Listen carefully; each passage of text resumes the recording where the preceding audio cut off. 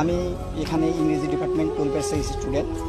তো আমাদের এখানে যে ঝামেলাটা হয়েছে, এখানে অ্যাকচুয়ালি আমাদের কর্মসূচি ছিল অবস্থান কর্মসূচি। আমাদের উদ্দেশ্য ছিল আমরা মডার্নে গিয়ে অবস্থান করব, কিন্তু আমাদের যে এখানে ছাত্র সংগঠন আছে তারা আমাদের আগেতেই জানিয়ে দিয়েছিল যে অবস্থান, ছাত্রলীগ ছিল এখানে।